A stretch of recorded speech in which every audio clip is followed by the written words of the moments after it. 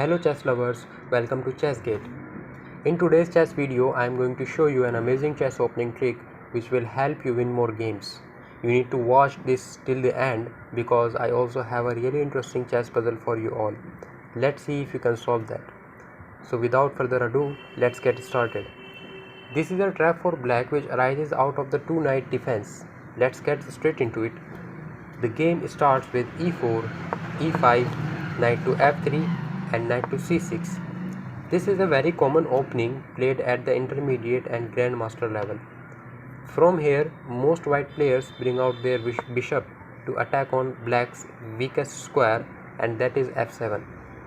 If you see, at the moment we are protecting this g5 square with our queen, so this knight cannot jump over here to attack this weak f7 square.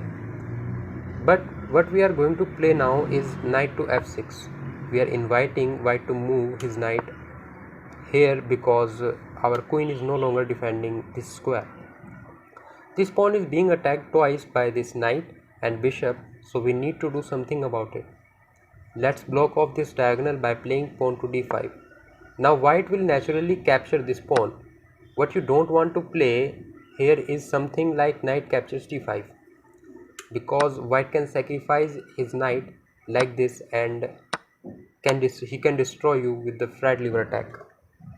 Going back, some of the main moves in this position would be knight to a5 or pawn to d5 with the idea of attacking this bishop. We are not going to cover any of these in this video. What I am going to show you is a cheeky little trap which starts with the move knight to d4. Now since we are not threatening the bishop or knight, white will obviously start thinking of attacking this weak f7 square again. As you can see, this pawn is obstructing the bishop from hitting this weak spot, so he tries to get it out of the way by playing d6.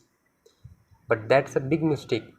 After queen takes pawn, white is feeling on top of the world. He has two options to attack now. He can either take this pawn with his knight or take it with his bishop. If he captures this pawn with his knight, then he is gone. Let me show you how. After knight takes pawn, it has a double attack on our rook and queen, so we will slide our queen to c6. Notice how our queen is double attacking this pawn and bishop. After knight takes rook, we will take this pawn with our queen. White saves this rook by moving it next to the king. From here, unfortunately for white, he will have to lose either his king or queen. Just see this now.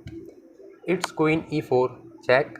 If he blocks with his bishop, then knight to f3 is a beautiful checkmate. If he does not block with his bishop, then the only other option he has is to block with his queen. But then he loses his queen and will ultimately lose the game.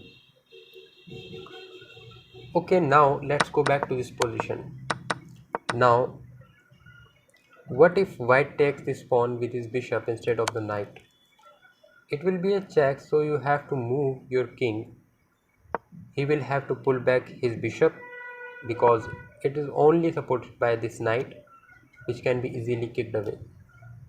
So he plays bishop b3, we take this bishop with our knight.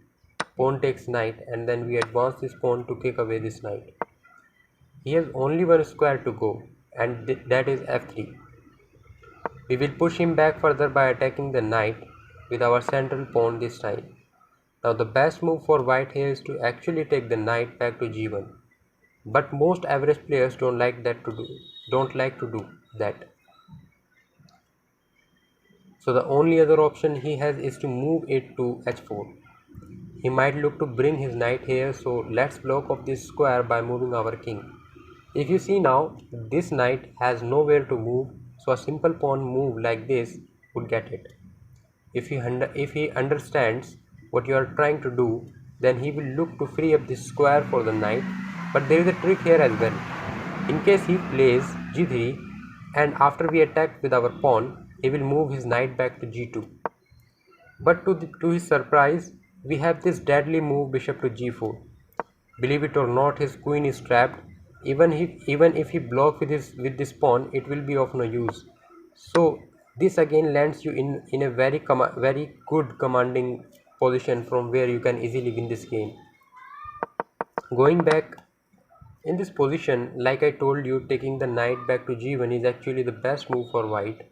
But even if you plays this, you still have quite a good position. Most of your pieces are active and can be developed quickly, whereas even though white is a pawn up, all his pieces are still on the back rank and he is a way behind in development. So this should still be quite a good game for you. Now let's come to the big question, how should you play this as white?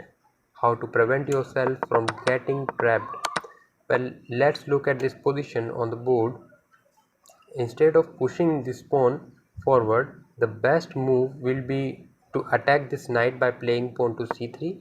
For black, knight to f5 is a good move because now if the pawn advances, the knight can take it and guard this weak f7 square as well.